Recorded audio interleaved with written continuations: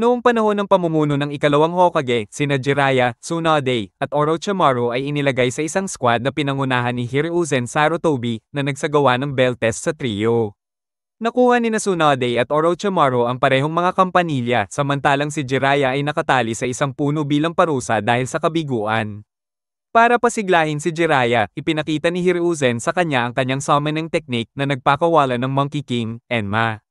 Dahil dito, nagdesisyon si Jiraiya na seryosohin ang kanyang training upang mapahanga si Tsunade. Na may crush siya, at upang matutunan din ang summoning technique. Matapos ang ilang taon ng matinding pagsasanay, sinubukan ni Jiraiya ang summoning technique kahit hindi pa siya nakapirma ng blood contract sa isang hayop at napunta siya sa Mount Mayaboko, ang tahanan ng mga Palaka.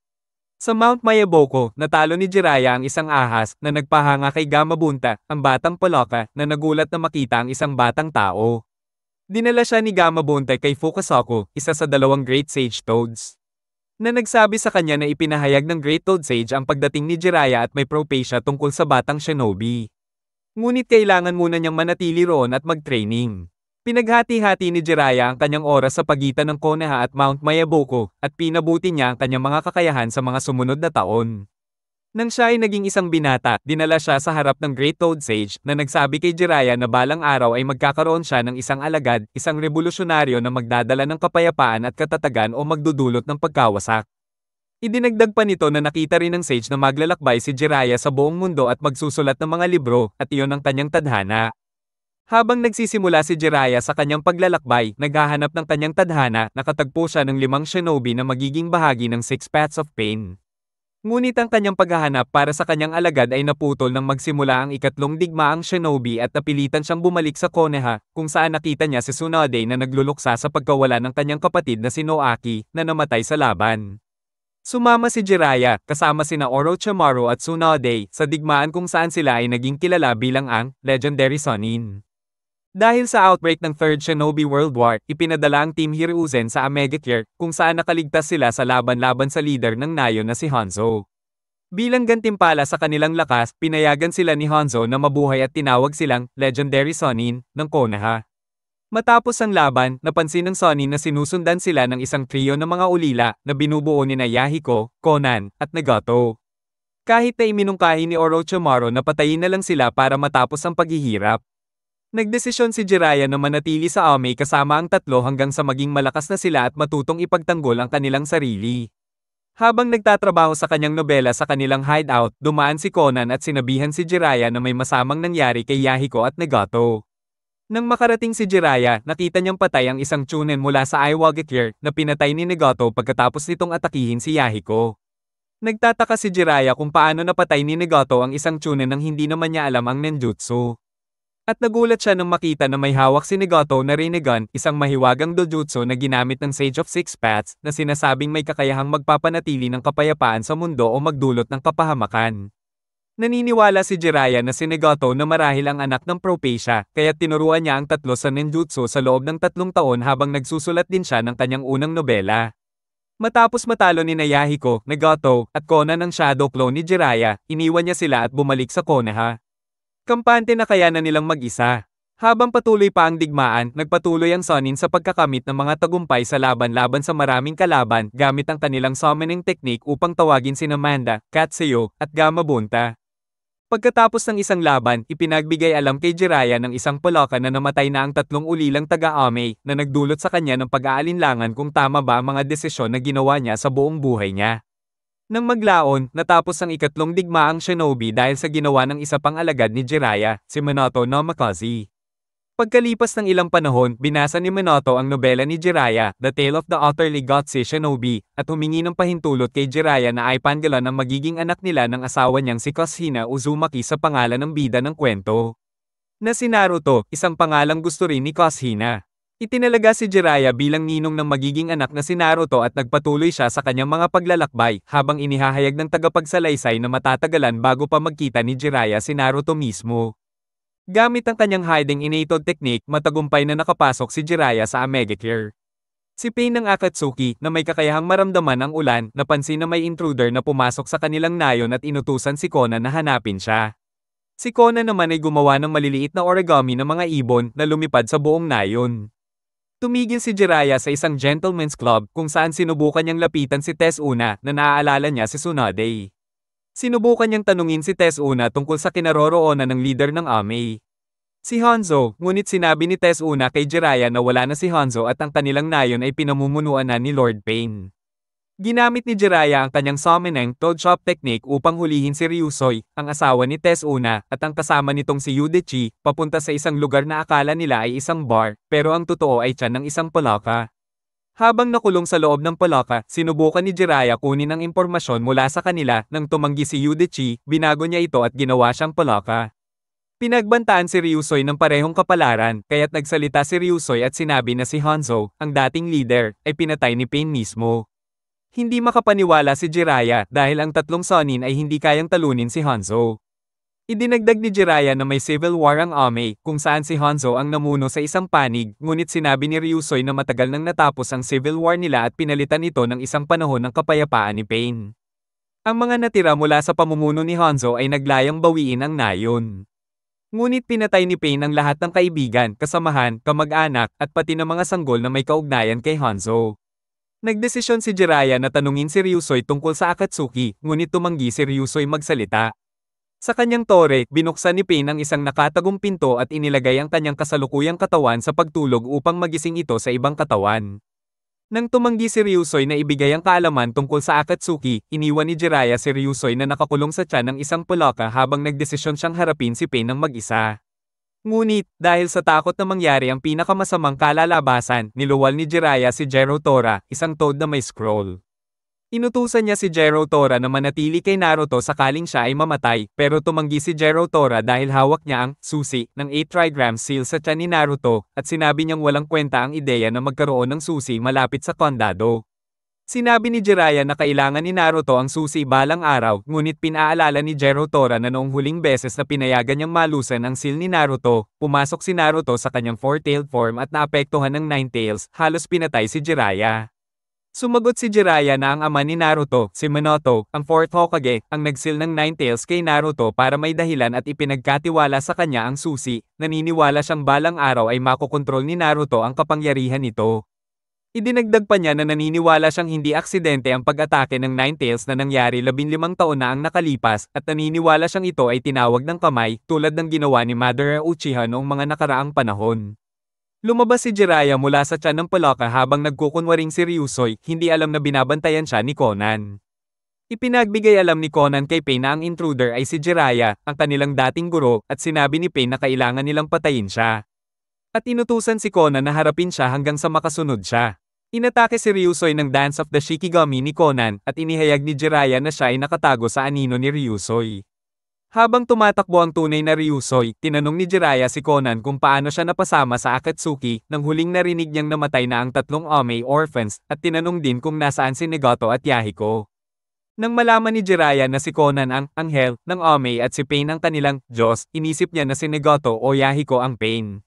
Sinabi ni Conan kay Jiraiya na papatayin siya dahil naglingkod siya kay Pain at sa ideolohiya nito. Habang inaatake siya ni Conan gamit ang Shikigami, tinapatan ni Jiraiya ng fire release, flame bullet at sinundan ito ng toad oil bullet, pinahira ng langis si Conan at pinigilan siya. Dumating si Pain sa oras na iyon, at nang makita ni Jiraiya ang Rinnegan sa mata ni Pain, naisip niyang si Pain ay si Nagato. Tinawag ni Pain ang kanyang giant crustacean at ginamit ang water release, wild bubble wave upang tanggalin ang langis kay Conan, pinakawalan siya. Binalot ni Jiraiya ang halimaw gamit ang kanyang buhok pati na si Pain mismo, hiniling niyang malaman kung ano ang nangyari kay Yahiko at kung ano ang plano ni Pain. Sinabi ni Pain kay Jiraiya na si Yahiko ay namatay, at inihayag na ang plano niya ay gamitin ang mga tailed beasts upang magdulot ng sakit sa buong mundo upang maiwasan ang mga susunod na digmaan. At pilitin ang mundo na mag-mature tulad ng ginawa nila ni Conan at Yahiko. Gamit ang kanyang giant snake-tailed chameleon, nakatakas si Pain sa mga tali at naghanda siyang patayin si Jiraiya, sinabing siya ay isang tao lang habang siya ay isang Diyos. Sumagot si Jiraiya na siya ay higit pa sa tao dahil siya ay ang Toad Sage ng Mount Mayaboko, at nagsimula siyang mag-summon ng Gam-Aiken, isang higanteng palaka. Nagdesisyon si Jiraiya na gamitin ang Sage Mode niya sa laban-laban kay Pain, pero kailangan niyang maghanda ng maayos. Pinagtagpo niya ang mga kamay niya at hindi ito binuksan para hindi makagambala sa preparasyon niya. Pinagkakatiwalaan ni Jiraiya si Gam-Aiken na protektahan siya. Ginamit ni Pain ang camouflage para maging invisible habang si Jiraiya ay nagtatayo ng isang spherical detection barrier para matukoy siya. Tinawag ni Pain ang isang giant multi-headed dog. Hindi kayang talunin ni Gamaica ng mga aso dahil dom-a-dummy sila tuwing tinatamaan. Sa kalaunan, napuruhan si Gamaica ng ma-corner siya ng mga aso at kagatin siya, kaya siya'y nasugatan ng malala. Ginamit ni Jiraiya ang summoning, crushing toad stomach para ilipat silang tatlo, si Gamaican at ang mga aso, sa tiyan ng isang Paloka, kung saan nagsimulang sumipsip ang mga dingding ng tiyan ng Paloka sa mga aso at naging sanhi ng kanilang pagkawala. Sinabi ni Pain na tapos na ang laban dahil nakatakas na si Jiraiya, pero si Jiraiya at Gamaican ay nahanap ang camouflage na si Pain.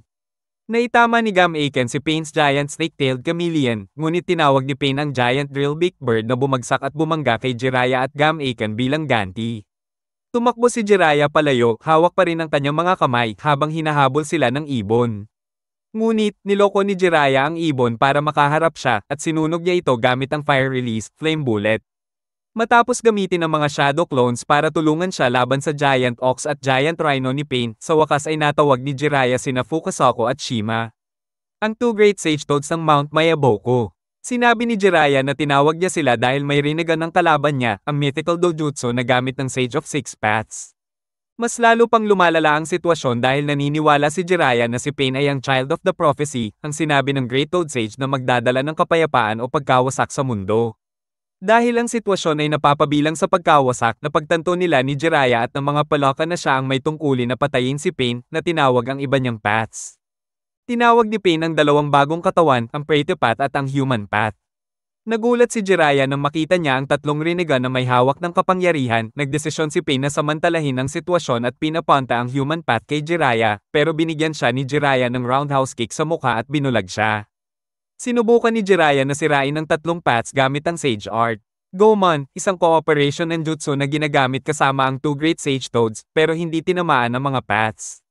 Laking gulat ni Jiraiya kung paano nakaligtas ang mga ito sa atake, kaya't sinubukan niyang sirain ang Prete Path gamit ang Ultra Big Ball Rasengan, pero inabsorb lang ng path ang atake at naging walang silbi. Gumamit si Fukasaku ng smoke bomb habang si Jiraiya ay naglabas ng Senjutsu Influence Hair Needle Senbon, na naharang ng Giant Panda na tinawag ni Pain. Nagdesisyon si Jiraiya, Fukasaku, at Shima na tumakas gamit ang mga tubo, nag-iisip kung paano talunin ang tatlong Rinnegan wielders dahil hindi gumagana ang ninjutsu o taijutsu sa kanila. Dahil hindi gumagamit ng genjutsu si Jiraiya na alam ni Pain, tinanong ni Jiraiya ang dalawang Paloka na gamitin ang kanilang genjutsu na hindi inaasahan ni Pain habang susubukan niya ang isang panganib. Dahil natutunan ni Fukasaku na pare-pareho ang pananaw ng tatlong paths dahil sa kanilang Rinnegan, pinapunta ni Jiraiya ang mga Paloka para gamitin ang kanilang genjutsu na may kasamang tunog ng palakang kumokruak na magpapakita ng lokasyon nila kay Pain. Habang papalapit ang tatlong paths, tinamaan ni Jiraiya ang isa sa kanila gamit ang fire release, big flame bullet. Pagkatapos na ay absorb ito ng path na kumpirma ang hinala ni Jiraiya, ang bawat path ay may isang kakayahan lang, kaya't ang animal path kanina ay nag-summon lang ng mga hayop para labanan si Jiraiya kaysa gumamit ng jutsu. Tinamaan ng demonic illusion toad confrontation chant ng mga Paloka ang tatlong paths at ginamit ni Jiraiya ang tatlong stone sword para tadterin sila. Habang umaalis siya, naniniwala siyang napatay na niya ang mga ito, bigla siyang tinamaan mula sa likod ng isa pang path na nagdulot ng pagkasira sa kaliwang braso ni Jiraiya. Pagkatapos, ipinakita ni Pain ang 5 iba pang katawan kasama na ang tatlong pinagsaksak na ni Jiraiya. Inihayag ni Pain na, Pain ay isang alias lang na tumutukoy sa 6 paths of Pain at napansin ni Jiraiya na tila kilala niya ang isa sa mga paths. Napansin ni Jiraiya na ang isa sa mga paths ay kamukhang kamukha ni Yahiko at nagtataka kung si Pain ba ay si Yahiko o si Negoto at bakit may 6 na Rinnegan wielders. Sinabi ni Pain na sila ay ang 6 paths of Pain at pinilit tapusin si Jiraiya. Gamit ang barrier, Toad Gourd Prison Technique, na-trap ni Jiraiya ang animal path at tinamaan ito ng kanyang Rasengan na nagtulak sa path papunta sa gastric acid. Bago mamatay ang path, nakapagsaksak ito kay Jiraiya sa braso at dibdib.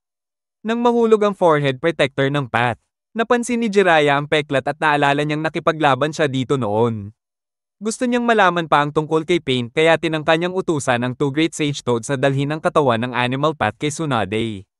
Ayaw siyang iwan ni Shima, kaya siya na lang ang nagdesisyon na mag-isa at si Fukasaku ay nanatili kay Jiraiya. Pag-akyat ni Jiraiya sa ibabaw ng lupa, tinignan niyang mabuti ang mukha ng lahat ng paths at napansin niyang lahat ng mga ito ay nakatagpo na niya dati. Nadados niya ang pagkakakilanlan ni Pain pero bago niya masabi kay Fukasaku, sinakal siya ng isa sa mga pats at pinagsaksak siya sa likod. Habang sinasakal siya at nagsisimula ng humina ang puso, napagtanto ni Jiraiya na siya ay namamatay na. Naisip niya ang kanyang buhay, kasama na ang pag-reject sa kanya ni Tsunade, ang kabiguan niyang mapatawad si Orochimaru, at kung paano hindi siya mamamatay ng kasing dakila ng mga Hokage na 3rd at 4th. Sa huling sandali niya, inalala niya si Minato at ang asawa nitong si Kushina. Kung saan sila ay nagtanong kay Jiraiya kung maaari nilang gawing pangalan ang Naruto batay sa pangunahing tauhan sa nobela ni Jiraiya dahil gusto ni Minato ang karakter na hindi sumusuko. Naalala ni Jiraiya na hindi susuko si Naruto dahil yon ang ninja way niya at patuloy itong lalaban hanggat kaya. Sinabi ni Jiraiya na bilang guro ni Naruto, hindi siya pwedeng sumuko. Sa pamamagitan ng lakas ng kanyang kalooban, napanatili niyang buhay siya at ginamit ang kanyang finger carving seal upang magsulat ng isang nakakode na mensahe tungkol sa tunay na pagkakakilanlan ni Pain sa likod ni Fukasaku. Inatake sila ng 6 paths of pain pero nakatakas si Fukasaku habang nalunod si Jiraiya. Bago siya mamatay, sinabi niyang si Naruto ang tunay na Child of the Prophecy at kung paano magiging titulo ng sequel ng kanyang nobela ay The Tale of Naruto Uzumaki. Sa Konoha, si Tsunade ay nakaupo sa isang ledge na nakatingin sa isang ilog, napansin ng isang palaka. Si Naruto, na tumatakbo sa kagubatan, biglang huminto nang maramdaman ang kamay ni Jiraiya sa kanyang balikat, hindi alam na may liwanag na kumikinang mula sa itaas.